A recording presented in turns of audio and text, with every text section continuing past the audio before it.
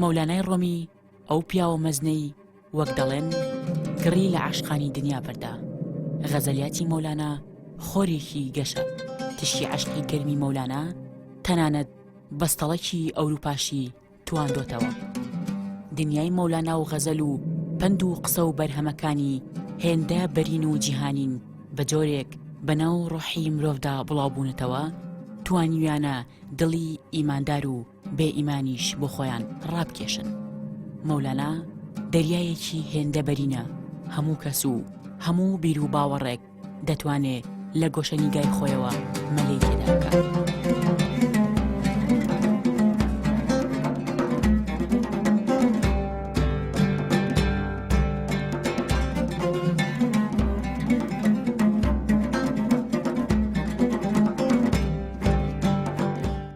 مەولانا جەلالەددینی ڕۆمی کە هەندێک جار بە مەولانا جەلالەددینی بەڵخیش ئەناسرێ لە ساڵی 1207 زاینی لە پارێزگای بەڵخ سەر بە ئێستا لەدایکە بێ و لە ناو بنەماڵەیەکی ئاینی عێرفانیە دێتە دنیاوە کە لە ژێر دەستی باوکێکی زانا و باوکێکی مورادە پێ ئەگات و ئەمە وای لێکە مەولانا بێ بە شخصیەتێ بێ بە کارکتەرێکە لە دنیای ئیسلامیە دەنگ بداتەوە. مەولانا جەلالەددینی ڕۆمی لە ناو ئەدەبیاتی عەرەبیە و لە ناو ئەدەبیاتی فارسیە بە گشتی وا ناسراوە کە مەولانای ڕۆمی. مەولانا دیارە تەقدیرە بۆ مەکانەتی علمی، بۆ مەکانەتی ئاینی.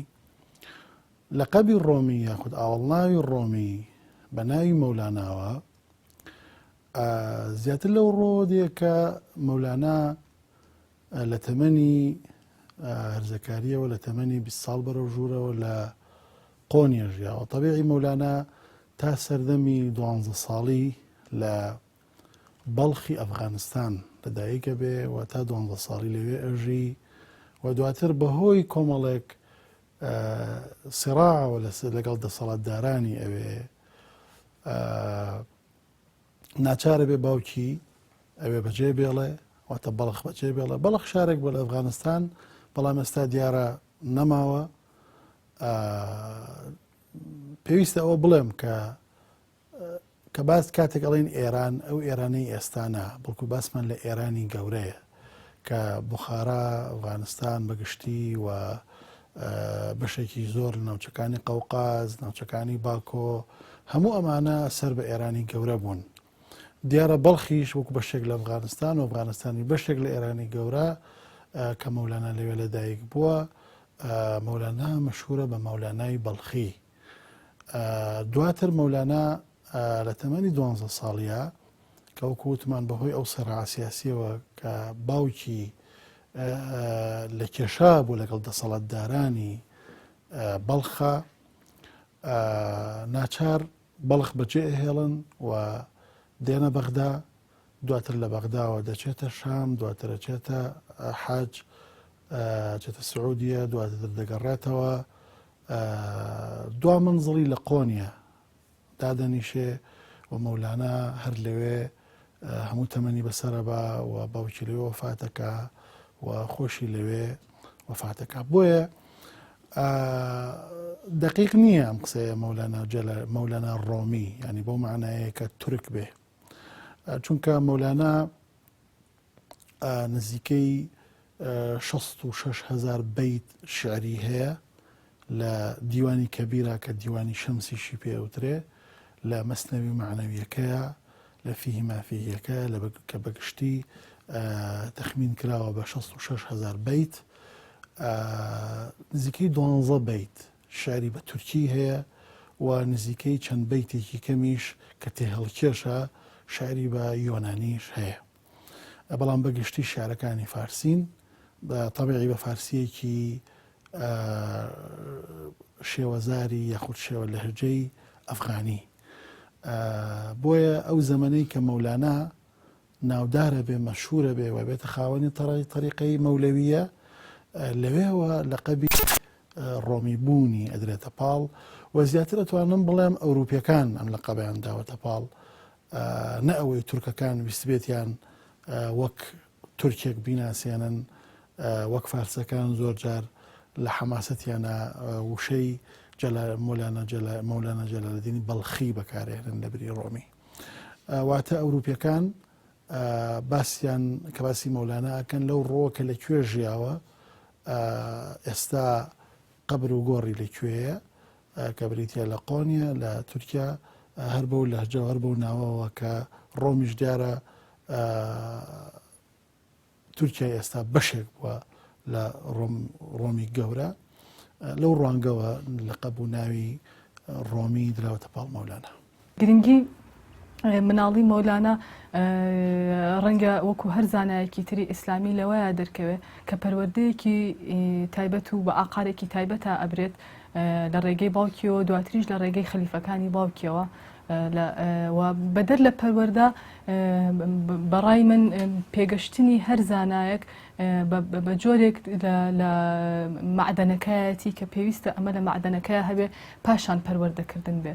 لەبەر ئەوەی مەولانا دروست ئەکات تەنها پەروەردە نییە، تەنها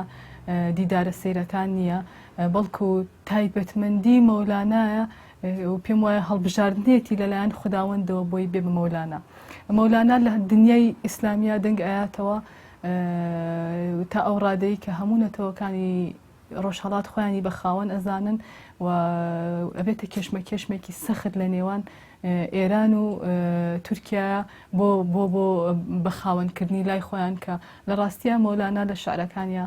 بە جۆرێک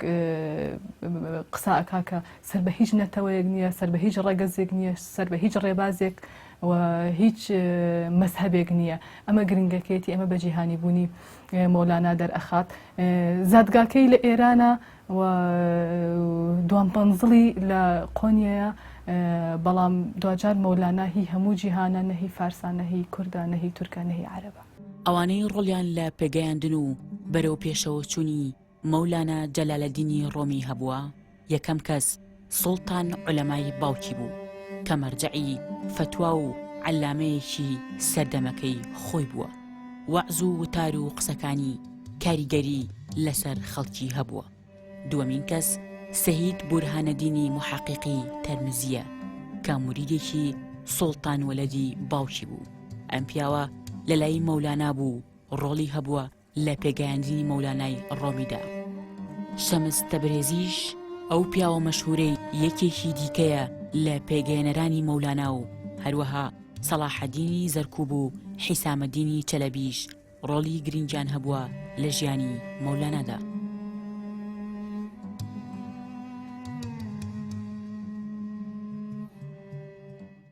مەولانا لە دوای شەمسەوە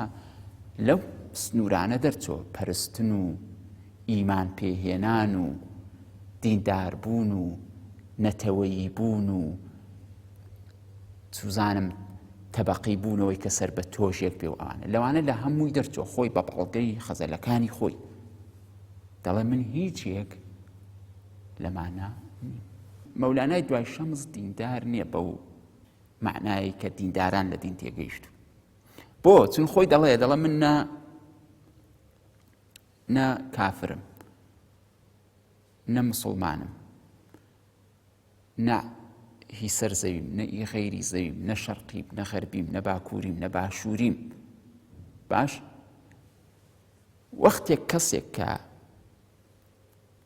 کە لە هەمووی ئەم ئاڕاستانە دەرچووە، لە هەمووی ئەم بیر و باوەڕانە دەرچووە، تۆ چۆن دەیتوانی بیهێنیتەوە ناو سیاقی دینێکی دیاری کراوە؟ ئەو خۆی دەڵێ من ئێتر ئەوە نەماوم. بەڵام عمومی مفسرینی مەولانە یەک هەڵەی گەورەیان کردو ئەوەندەی کە من بینی بێتم یەک کەس نەبێ بە ناوی پەرویزی شەهبازی. عمومی مفسرینی مەولانە لە یەک شتا هەڵیان کردەوە. مەولانە چونکە خوێندنی بە زمانی دینی بۆ و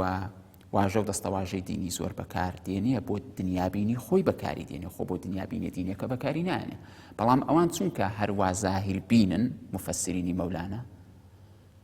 زاهیری واژە و دەستەواژەکان ئەوە دەکەن، ناسنە باتنی دەستەواژەکانەوە، یعنی پێی بە دنیابینی مەولانە نابن لە کاتی تەفسیرکردنی مەولانادا. لەبەر ئەوەیە مەولانە لە دین دەرچوە. ئەگەر بە پێی بەڵگەی غەزەلیاتی خۆی لە کولیاتی شەمزدا ئەگەر دینێک هەبێ و حەقیقی بێ لە ڕاستیدا بێدینی کەونیە، هەماهنگبوونەوەیە دەگەڵ قانونی ئەم کەونەکەیە. لە یۆگادا و لە عیرفانی شەرقی خوارودا پێی دەڵێن قانونی دارما، واتە ئەم قانونەی کە ئەم کەونەی لەسەر بنیاندراوە کە قانونێکی هۆشمەندە.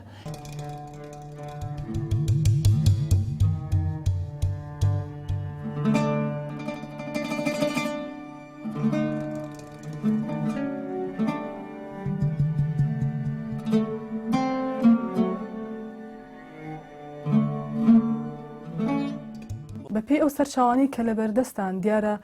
هەموو لێکۆڵەران و ڕەخنەگران پشت بە سێ سەرچاوی زۆر گرنگە بەسن بۆ قسەکردن لەسەر مەولانە. ئەویش سێ سەرچاوە گرنگەکەی ئەفلاکیە، سپەسالارە، سوڵتان وەلەدا. لەم سەرچاوانەیە ئاماژە بە شێوەیەکی دروست ئاماژە دراوە بۆ دیداری مەولانە و شەمسی تەورێزی کە سەرلەبەری ژیانی مەولانای ڕۆمیە گۆڕێ. ئەگەر قسە لەسەر سەرلەبەری ژیانی ئەو بکەین بزانین مەولانە خۆی پێش بەرکەوتنی شەمسچی بووە شێخێکی کامڵی خاوەن گفتار و ڕەفتار و کردداری خۆی، پێگەیەکی دیاری هەیە، ژمارەیەکی زۆر موریدی هەیە و لە تەمەنێکی گەنجیا لە تەمەنی 37 ساڵیە گەشتۆتە کەماڵێک کە هەمووان ئاماژەی بۆوەکەن لە جیهانی ئیسلامیە. لەم وەختەیە لەم چرکە ساتەیە مەولانای ڕۆمی بەر شێخی خۆیەکەوێ کە شەمسی تەورێزیە. وەکو ئەزانین هەر سێ سەرچاوەکە قسە لەسەرەوەکەن کە ئەم دیدارە بە کۆمەڵی شێوە گێڕاوەتەوە کە شێوەکان هەندێک جار ئەفسانەی تێکەڵ بووە، هەندێک جار خوراافەی تێکەڵ بووە، هەندێک جاریش شێواقعەکەی خۆی پاراستووە. دیارە یەکێک لەو دیمەنانە، یەکێک لەو گێڕانەوانی کە باسی ئەو دیمەناکە ئەوەیە کە مەولانە لەگەڵ کۆمەڵێک لە مرید و ئەحباب و دۆستی خۆیان لە ناو بازارە تێپەڕن، شەمسی تەورێزیان پێیەگا ئەڵێ ئەوە خەریکی چین، مناقەشەی چیەکەن، ئەویش پێڵێ ئێمە باسی ئەمە عینی قالە تۆ هیچی لێ تێناگەی، بە تەشەرێکەوە پێڵێن لەبەرەوەی شەمسی تەورێزی پیرێکی تاڕادەیەک شڕۆڵی نەناسراوی وهایە. ئەگەڕنەوە کە هەر لەو کاتەیە ئەو کتێبانی کە بەدەست مەولانە و دۆستانەوەیە لیان وەرەگرێ و ئەی خاتە ناو حەوزێکی ئاوەوە، هەمویان هاوارەکەن دەڵێنەوە چیت کرد، ئەوە بەرهەمی ئێمەیە، ئەوە کتێبە گرنگەکانی مەولانایە تووڕابن، ئەویش لە ئاوەکە هەمووی دەرەهێنێتەوە هیچی تەڕ نەبووە. ئەوانش سەرسامە بن بەم حاڵەتاڵێن ئەمە چییە لە گێڕانەوەکە ئەویژەڵێەوە علمی حاڵە ئێوە نازانن چییە. هەندێک پیان وایە ئەمە ئەو بەرکەوتنەیەکەوا کە مەولانە شیفتە و عاشقی شەمسی تەورێزی بێ و لەوە سەرلەبەری ژیانی بە هەموو شێوەیەکە گۆڕێن. دیارە ئەو سەرچاوی کە بەلای لێکۆڵەرانەوە زۆر گرنگە، سەرچاوەکەی سوڵتان وەلەدا کوڕی مەولانای ڕۆمی کە نزیکایەتێکی زۆری لەگەڵ شەمسی تەورێزیە هەبووە و یەکێ لەو جارانەی کە موریدەکان ئیرەیی پێبن بە شەمسی تەورێزی و شەمز ڕەهەندەی دەرەواکرێ، سوڵتان وەلەد ئەچێ بە شوێنیا و ئەیهێنێتەوە، بۆیە حکمەتەکانی لەوە وەرئەگرێ و بە شێوەیەزێکی زۆر واقعی و زۆر وردبینیانە لە بەرهەمەکانی خۆیان باسیەکە کە بە سێ زنجیرە لە ئیبتیدانامەیە و ڕووبابنامە ئینتیهانامەیە. قسە لەسەر ئەم دیدارە ئەکات و چۆنێتی و چێتی دیدارەکە باسەکە. لەو سەردەمەیە کە مریدەکانی مەولانا بینن شوێن شێخێک کەوتووە، شێخێک کە نەناسراوە، شێخێکە نامۆیە بۆ کۆمەڵگایە، هەمووان مەولانا بەرتە شەرێن، هەمووان داوای لێکن دەست هەڵگرێ لەم شێخە. بەڵام مەولانا لە زۆربەی بەرهەمەکانی ئاماژە بەوە کاکە ئەمە شەمسە دنیای ئەوی گۆڕیوە. دیارە لە بەرهەمەکانی ئێمە سێ بەرهەمی گرنگمان لە بەردەستایە، یەکەمیان فیهی مافیهیە، دووهەمیان مەسنەوی معنەویە، سێهەمیشان دیوانی شەمسە کە هەموو غەزەلە جوانەکانی غەزەلە شیرینەکانی تایە کە بۆ شەمسی تەورێزی نووسیوە و لەبارەی عەشق و ئەوینەوە قسەی کردووە. من حەزەکەم ئاماژە بم بە سەرچاوەکەی سوڵتان وەلەد و دیداری مەولانا و شەمس. سوڵتان وەلەد قسە لەسەر ئەو دیدارەکە ئەڵێ هەموو ئەوانەی کە تەشەریانەیە، هەموو ئەوانەی کە تعلیقیانەیە لە شەمسی تەورێزی پیان وا بوو شێخێکی شڕۆڵی نەناسراوی ئەوەیە، لە ڕاستیا بە هەڵە چوون. ئەم دیدارە هەمان شێوەی دیداری حەزرەتی موسا و حەزرەتی خدرە، ئەگەرچی ئەو دوانە لە پلەی پەیامبەریە بوون، بەڵام ئەم دوانە لە پلەی ئەولیایەتیان. وەک چۆن لە ناو پێغەمبەرەکانە کۆمەڵی پێغەمەر هەیە، ئولول عەزمە کۆمەڵی پێغەمەری تر هەیە غێرە ئولول عەزمە. ئولول عەزمەکان ژمارەیان کەمە، پلەکان باڵاترە. لە ناو چینی ئەولیاکانیشە ئێمە ئەولیای مەستورمان هەیە، ئەولیای مەشهورمان هەیە. مەستور بۆ مانای ئەولیانە شاراون، چاوێک زۆر بینەر نەبێت، چاوێک عارف نەبێت ناتوانێت بیبینێ. لە کاتێکە ئەولیای مەشهور کارکتەرێکە لە ڕفتاریا لە گفتاریا تۆ بەری ئەکەویت و ئەیناسیتەوە کە ئەمانە ژمارەیان زۆرە. سوڵتان وەلەد ئاماژە بەوەکە کە ئەم دوانە مەولانا و شەمس، مەولانا ئەولیای مەشهورە، شەمس ئەولیای مەستورە کە پلەکەی گەورەتر و بەرزترە، بەڵام چاوی بینا نییە بیبینێ. ئەگەر تۆزێک زیاتر لە شەمس زۆر ببینەوە، حەزەکەین هاوشێوەیەکی زۆری هەیە لەگەڵ کەسایەتیەکی ترە کە خۆشبەختانە من لە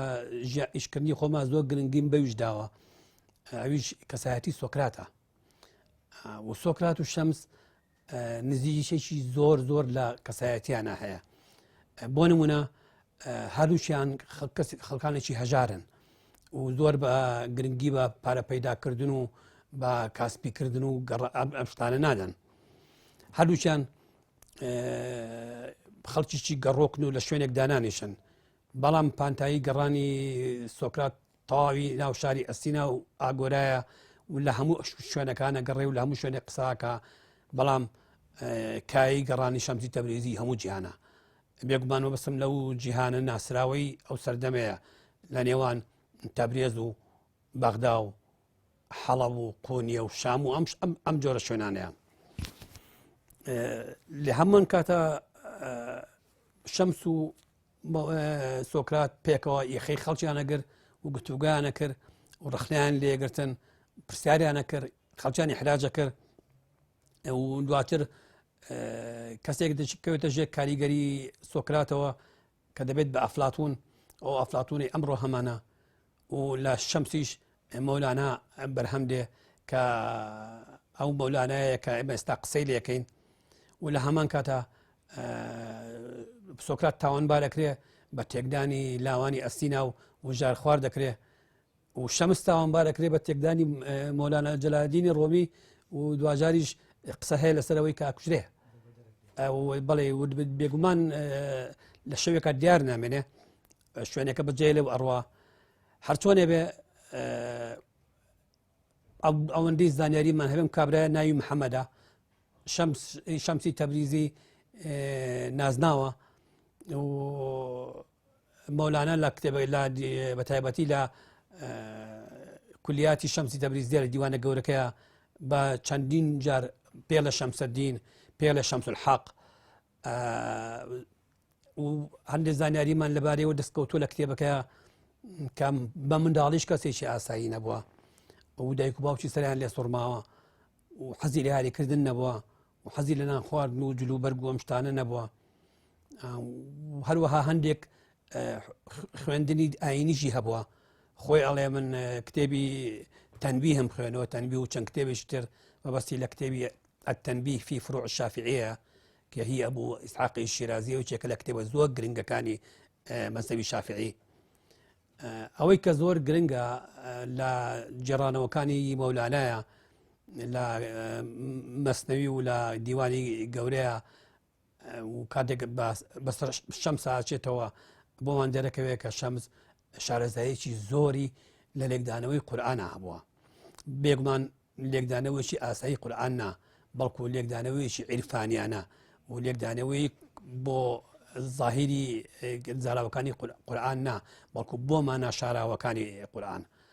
و شەمس ئەهلی سەیر و سلووک بووە و شێخێکی هەبووە کۆک خۆیڵێ کە ناوی ڕوکنەدینی سەجاسی بووە هەندێک گەڵێن شەمس دەخوێندەوار بوو بەڵام من ڕاست نییە بە تایبەتی سوڵتان وەرد لە کتێبەکەی خۆیان باسیەوەکە کە شەمس ئەهلی فەزڵە و ئەهلی عیلمە و عیبارەت و تەحریرە بێگومان عیبارەت یعنی زمان پاراوی و لێزانین لە شارەزایی لە قسەکردن و تەحریریش بمانای نووسەر و لێهاتووی و بە بڕشتی لە نووسین و ئامادەکردنی تێکستی نووسراوە.